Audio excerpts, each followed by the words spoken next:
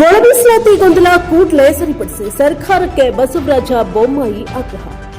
ಸರ್ಕಾರವು ಕೂಡಲೇ ಒಳ ಮೀಸಲಾತಿಯ ಗೊಂದಲವನ್ನ ಸರಿಪಡಿಸಬೇಕು ಎಂದು ಮಾಜಿ ಮುಖ್ಯಮಂತ್ರಿ ಮತ್ತು ಸಂಸದ ಬಸವರಾಜ ಬೊಮ್ಮಾಯಿ ಅವರು ಆಗ್ರಹಿಸಿದ್ದಾರೆ. ಬಿಜೆಪಿ ರಾಜ್ಯ ಕಾರ್ಯಾಲಯ ಜಗನ್ನಾಥ ಭವನದಲ್ಲಿ ಇಂದು ಪತ್ರಿಕಾಗೋಷ್ಠಿಯಲ್ಲಿ ಮಾತನಾಡಿದ ಅವರು, ಸುಪ್ರೀಂ ಕೋರ್ಟ್ ಮಾರ್ಗದರ್ಶಿ ಸೂಚನೆಯಡಿ 56% ಒಳ ಮೀಸಲಾತಿ ನೀಡುವಂತೆ ನಾವು ಒತ್ತಾಯಿಸುತ್ತೇವೆ. ಇದಕ್ಕೆ ಎಲ್ಲಾ ರೀತಿಯ ಜನಜಾಗೃತಿಗೆ ನಾವು ಸಿದ್ಧರಿದ್ದೇವೆ. ನಿನ್ನೆ ಮುನಿಯಪ್ಪನವರು 27ರಂದು ವಿಶೇಷ ಸಂಪುಟ ಸಭೆ ಮಾಡುವುದಾಗಿ ಹೇಳಿದರು. ಅದನ್ನ ಕಾದು ನೋಡ್ತೇವೆ. ಇಲ್ಲವಾದ್ರೆ ಜನಾಂಗವೇ ಎದ್ದು ನಿಂತು ಹೋರಾಟ ಮಾಡಲಿದೆ. ಈಗಾಗಲೇ ಒಂದು ದೊಡ್ಡ ಹೋರಾಟ ನಿನ್ನೆ ನಡೆದಿದೆ ಎಂದು ತಿಳಿಸಿದ್ದಾರೆ. ಕರ್ನಾಟಕದಲ್ಲಿ ನ್ಯಾಯಬದ್ಧ ಕಾನೂನುಬದ್ಧ 56% ಒಳ ಮೀಸಲಾತಿ ಇದ್ದು ಅದು ಶಿಕ್ಷಣ ಕ್ಷೇತ್ರದಲ್ಲಿ 4 ವರ್ಷಗಳಿಂದ ಸಿಗ್ತಾ ಇದೆ. ಎಂಬಿಬಿಎಸ್, ಇಂಜಿನಿಯರಿಂಗ್ ಮೊದಲಾದವುಗಳಿಗೆ ಅನುಷ್ಠಾನ ಆಗಿದೆ. ಈ ನೇಮಕಾತಿ ವೇಳೆ ಇವರು ಅದನ್ನ ಜಾರಿ ಮಾಡಬೇಕು. ಗಟ್ಟಿಯಾಗಿ ಸರ್ಕಾರದ ವಕೀಲರು ಇದನ್ನ ಹೇಳಲು ತಯಾರಿಲ್ಲ ಎಂದು ಟೀಕೆಯನ್ನ ಮಾಡಿದ್ದಾರೆ. 56% ಇಟ್ಟುಕೊಂಡು ಮೀಸಲಾತಿ ನೀಡಬೇಕು. ಸುಪ್ರೀಂ ಕೋರ್ಟ್ ಮತ್ತು ನಾಗಮೋಹನ ದಾಸ್ ಸಮಿತಿ ಹೇಳಿದ್ದನ್ನ ಪರಿಗಣಿಸಿ ಜಾರಿ ಮಾಡಿ ಎಂದು ಆಗ್ರಹಿಸಿದ್ದಾರೆ. ಕೆಲವು ಸಮುದಾಯಗಳಿಗೆ ದೊಡ್ಡ ಅನ್ಯಾಯವಾಗಿದೆ. ಎಸ್ಸಿ ಎಸ್ಟಿ ಅಡಿ ಅತ್ಯಂತ ಕೆಳಗಿರುವ ಅಲೆಮಾರಿ ಸಮುದಾಯವನ್ನ ಬಿಟ್ಟಿದ್ದಾರೆ. ಅವರಿಗೆ ಮನೆ ಇಲ್ಲ, ಊರಿಲ್ಲ, ಮಠ ಇಲ್ಲ, ಕಾಡಿನಲ್ಲೇ ಇರುವವರು. ಅಂತವರನ್ನೇ ಕೈಬಿಟ್ರೆ ಅರ್ಥ ಏನು? ಅವರು ಸಂಘಟಿತರಲ್ಲವೆಂದು ಅನ್ಯಾಯ ಮಾಡುತ್ತೀರಾ ಎಂದು ಪ್ರಶ್ನೆ ಮಾಡಿದ್ದಾರೆ. ಹಿಂದೆ 5 ವರ್ಷ ಮುಖ್ಯಮಂತ್ರಿಯಾಗಿ ಸಿದ್ದರಾಮಯ್ಯ ಅವರಿದ್ದರು. ಆ ಸಂದರ್ಭದಲ್ಲಿ ಒಳ ಮೀಸಲಾತಿ ಬೇಕೆಂದು ಆಗ್ರಹಿಸಿ ದೊಡ್ಡ ಹೋರಾಟ ನಡೆದಿತ್ತು. ಎಸ್ಟಿ ಜನಾಂಗಕ್ಕೆ ಮೀಸಲಾತಿ ಹೆಚ್ಚಿಸಲು ಒತ್ತಾಯಿಸಿ ದೊಡ್ಡ ಹೋರಾಟ ಕೂಡ ನಡೆದಿತ್ತು. ಎಸ್ಸಿ ಜನಾಂಗಕ್ಕೆ ಮೀಸಲಾತಿ ಹೆಚ್ಚಿಸಲು ಒತ್ತಾಯಿಸಿ ದೊಡ್ಡ ಕೂಗು ಕೇಳಿಸಿತ್ತು ಎಂದು ಗಮನಕ್ಕೆ ತಂದರು. ಹಲವಾರು ಸ್ವಾಮೀಜಿಗಳು ಬಹಳ ಒತ್ತಡ ಹಾಕಿದರು. ಕೆಲವು ಸ್ವಾಮೀಜಿಗಳು ಪಾದಯಾತ್ರೆ ಕೂಡ ಮಾಡಿದರು. ಅಹಿಂದ ಸ್ವಯಂ ಘೋಷಿತ ನಾಯಕರಾದ ಸಿದ್ದರಾಮಯ್ಯನವರು ಅಲ್ಪಸಂಖ್ಯಾತರನ್ನ ಹೊರತುಪಡಿಸಿ ಅಹಿಂದ ವರ್ಗಕ್ಕೆ ಅಂದರೆ ಒಬಿಸಿ, ಎಸ್ಸಿ, ಎಸ್ಟಿ ಜನಾಂಗಕ್ಕೆ ಯಾವುದೇ ರೀತಿಯ ಅವರ ಬದುಕಿನಲ್ಲಿ ಬದಲಾವಣೆ ತರುವಂತಹ ದೀರ್ಘಕಾಲದ ಒಂದು ಯೋಜನೆಯನ್ನ ಕೊಟ್ಟಿಲ್ಲ ಎಂದು ಆಕ್ಷೇಪಿಸಿದ್ದಾರೆ. ಎಸ್ಸಿ ಎಸ್ಟಿಗಳಿಗೆ ಇಟ್ಟ ಅನುದಾನವನ್ನ ನೀವು ದೊಡ್ಡ ಪ್ರಮಾಣದಲ್ಲಿ ಅನ್ಯ ಉದ್ದೇಶಕ್ಕೆ ಬಳಸಿದ್ದೀರಿ.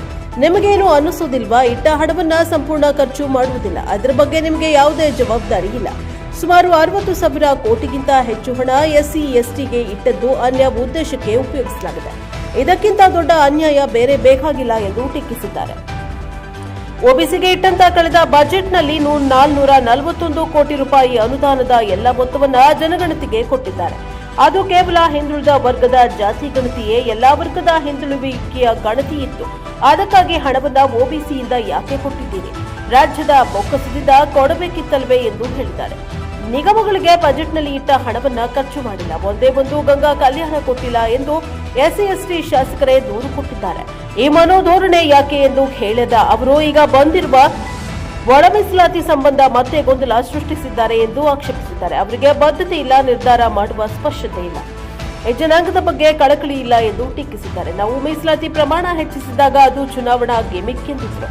ನಾವು ನವೆಂಬರ್ನಲ್ಲೇ ಮೀಸಲಾತಿ ಪ್ರಮಾಣ ಹೆಚ್ಚಿಸಿದೆವು. ಚುನಾವಣೆ ನಡೆದಿದ್ದು ಏಪ್ರಿಲ್ ಮೇ ತಿಂಗಳಿನಲ್ಲಿ. ನಾವು ಅದನ್ನು ಸಂವಿಧಾನಬದ್ಧವಾಗಿ ಮಾಡಿದ್ದೇವೆ. ಡಾಕ್ಟರ್ ಅಂಬೇಡ್ಕರ್ ಅವರು ಜನಗಣತಿಗೆ ಅನುಗುಣವಾಗಿ ಜನಸಂಖ್ಯೆಯ ಪ್ರಮಾಣವನ್ನ ಪರಿಗಣಿಸಿ ಮೀಸಲಾತಿ ನೀಡಲು ತಿಳಿಸಿದರು. 2011ರ ಜನಗಣತಿ ಅನುಗುಣವಾಗಿ ಜನಸಂಖ್ಯೆಯ ಪ್ರಮಾಣವನ್ನ ಪರಿಗಣಿಸಿ ಮಾಡಲು ಆ ಜನಾಂಗದವರು ಬೇಡಿಕೆ ಇಟ್ಟಿದ್ದರು. ಶ್ರೀರಾಮುಲು ಮತ್ತು ವಿವಿಧ ಜನಾಂಗದವರು ಹೋರಾಟ ಕೂಡ ಮಾಡಿದ್ರು. ಆಗ ಅವರೇ ನಾಗಮೋಹನ್ ದಾಸ್ ಸಮಿತಿ ರಚಿಸಿದ್ದಾಗಿ ವಿವರಣೆಯನ್ನ ನೀಡಿದ್ದಾರೆ. ನಾಗಮೋಹನ್ ದಾಸ್ ಸಮಿತಿ ವರದಿ ಬಂದ ಬಳಿಕ ಅದನ್ನು ಅನುಷ್ಠಾನ ಮಾಡುವ ಜವಾಬ್ದಾರಿ ನಮ್ಮ ಮೇಲಿದೆ. ವರದಿಗೆ ಅನುಗುಣವಾಗಿ ಸಂವಿಧಾನಬದ್ಧವಾಗಿ ಎಲ್ಲ ಪಕ್ಷಗಳ ಸಭೆಯನ್ನ ಕರೆದು ಕಾನೂನು ಮಾಡಿದ್ದೆವು. ಆ ಸಭೆಯಲ್ಲಿ ಸಿದ್ದರಾಮಯ್ಯ, ಡಿಕೆ ಶಿವಕುಮಾರ್ ಅವರು ಭಾಗವಹಿಸಿದ್ದರು. ವಿಧಾನಸಭೆ ಪರಿಷತ್ತಿನ ಅನುಮೋದನೆ ಪಡೆದು ಕಾನೂನಿಗೆ ಮಾನ್ಯ ರಾಜ್ಯಪಾಲರು ಅಂಕಿತ ಹಾಕಿದ್ದಾರೆ ಎಂದು ತಿಳಿಸಿದ್ದಾರೆ. ಒಳ ಮೀಸಲಾತಿಯನ್ನ ಮಾಡಿದ್ರೂ ಕೂಡ ಅದಾದ ಬಳಿಕ ಇವರ ಸರ್ಕಾರ ಬಂದ ಬಳಿಕ ಒಳ ಮೀಸಲಾತಿ ಮಾಡಬೇಕೆಂದು ಸುಪ್ರೀಂ ಕೋರ್ಟ್ ತೀರ್ಪು ಬಂದಿದೆ ಎಂದು ಗಮನಕ್ಕೆ ತಂದಿದ್ದಾರೆ. ಒಳ ಮೀಸಲಾತಿ ಸಂಬಂಧ ನಮ್ಮ ನಿಲುವನ್ನೇ ಸುಪ್ರೀಂ ಕೋರ್ಟ್ ಎತ್ತಿ ಹಿಡಿದಿದೆ. ಕೆಲವು ಮಾನದಂಡಗಳನ್ನು ಅದು ನೀಡಿದೆ. ಇವರಿಗೆ ಒಲ್ಲದ ಮನಸ್ಸು, ಸಮುದಾಯಗಳ ಒತ್ತಡವೂ ಇತ್ತು. ಅದಕ್ಕಾಗಿ ನಾಗಮೋಹನ್ ದಾಸ್ ಅವರ ಮತ್ತೊಂದು ಸಮಿತಿ ರಚಿಸಿದ್ದಾರೆ. ಅವರು ಸುಪ್ರೀಂ ಕೋರ್ಟ್ ಆದೇಶದಡಿ ಕೆಲವು ನಿರ್ಣಯ ಮಾಡಿದ್ದಾರೆ. ಅವರ ಶಿಫಾರಸನ್ನ ಇವರು ಮಾಡಿಲ್ಲ. ಸುಪ್ರೀಂ ಕೋರ್ಟ್ ಆದೇಶವನ್ನ ಇವರು ಪಾಲಿಸಿಲ್ಲ. ಯಾವುದನ್ನು ಮಾಡದೆ ಕ್ಯಾಬಿನೆಟ್ನಲ್ಲಿ ಮೌಖಿಕವಾಗಿ ಕೆಲವು ಮೀಸಲಾತಿ ಮಾಡಿ ಪ್ರಕಟಿಸಿದ್ರು. ಇದು ಕೋರ್ಟ್ಗೆ ಹೋಗಲಿದೆ, ನಿಲ್ಲೋದಿಲ್ಲ ಎಂಬುದು ಇವರಿಗೂ ಗೊತ್ತಿತ್ತು. ಈಗ ಗೊಂದಲದಲ್ಲಿ ಬಿದ್ದಿದ್ದಾರೆ ಎಂದು ದೂರಿದ್ದಾರೆ. ಹೈಕೋರ್ಟ್ನಲ್ಲಿ ನಿಮ್ಮ ಅಡ್ವೊಕೇಟ್ ಜನರಲ್ ಅವರೇ ಬರೆದು ಕೊಟ್ಟಿದ್ದಾರೆ. ಅಲ್ಲಿ ಆದೇಶ ಇಲ್ಲ. ಒಳ ಮೀಸಲಾತಿ ಸಂಬಂಧ ಕಾನೂನಾಗಿದ್ದು ಮಾನ್ಯ ರಾಜ್ಯಪಾಲರ ಅಂಕಿತವೂ ಲಭಿಸಿದೆ. ಆದರೆ ಮೀನಾಮೇಷ ಮಾಡ್ತಾ ಇರುವುದು ಅತ್ಯಂತ ಖಂಡನಾರ್ಹ ಎಂದು ತಿಳಿಸಿದ್ದಾರೆ. ಸರ್ಕಾರವು ತನ್ನದೇ ಕಾನೂನನ್ನ ಜಾರಿಗೊಳಿಸಲು ಸಿದ್ಧವಿಲ್ಲ. ಅವರೇ ಮಾಡಿದ ಕಾನೂನನ್ನ ಅವರಿಗೆ ಅನುಷ್ಠಾನ ಮಾಡಲು ಆಗ್ತಾ ಇಲ್ಲ ಎಂದು ಟೀಕಿಸಿದ್ದಾರೆ. ಒಳ ಮೀಸಲಾತಿ ವಿರೋಧಿ ಗುಂಪಿನ ಒತ್ತಡಕ್ಕೆ ಮಣಿದ ಸಿಎಂ ಅವರ ಸಚಿವ ಸಂಪುಟದಲ್ಲಿ 2 ಗುಂಪುಗಳಾಗಿ ಪರ ಮತ್ತು ವಿರೋಧ ಇದೆ.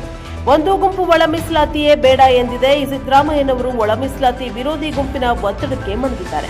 ಅದಕ್ಕಾಗಿ ಅವರು ಗೊಂದಲವನ್ನ ಸೃಷ್ಟಿಸಿದ್ದಾರೆ. ಮುನಿಯಪ್ಪ ಮತ್ತಿತರರು ಕೆಲವು ಸಚಿವರು ಒತ್ತಡ ಹಾಕಿದ್ರಿಂದ 27ಕ್ಕೆ ವಿಶೇಷ ಸಚಿವ ಸಂಪುಟ ಸಭೆ ಕರೆದಿದ್ದಾರೆ.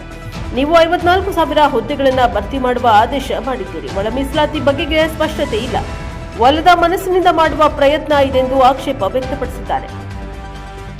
ಮಾಜಿ ಉಪಮುಖ್ಯಮಂತ್ರಿ ಮತ್ತು ಸಂಸದ ಗೋವಿಂದ ಕಾರಜೋಳ, ಮಾಜಿ ಸಚಿವ ಬಿ ಶ್ರೀರಾಮುಲು, ಮಾಜಿ ಸಚಿವ ಮತ್ತು ಶಾಸಕ ಪ್ರಭು ಚವ್ಹಾಣ್, ಬಿಜೆಪಿ ರಾಜ್ಯ ಉಪಾಧ್ಯಕ್ಷ ಎನ್ ಮಹೇಶ್, ಎಸ್ಟಿ ಮೋರ್ಚಾ ರಾಜ್ಯ ಅಧ್ಯಕ್ಷ ಬಂಗಾರು ಹನುಮಂತು, ಕರ್ನಾಟಕ ರಾಜ್ಯ ಸಫಾಯಿ ಕರ್ಮಚಾರಿ ಅಭಿವೃದ್ಧಿ ನಿಗಮದ ಮಾಜಿ ಅಧ್ಯಕ್ಷ ಎಚ್ ಹನುಮಂತಪ್ಪ ಬಳ್ಳಾರಿಯವರು ಈ ಸಂದರ್ಭದಲ್ಲಿ ಹಾಜರಿದ್ದರು. Bureau report Vedamurthy, NK City 4, Bengaluru.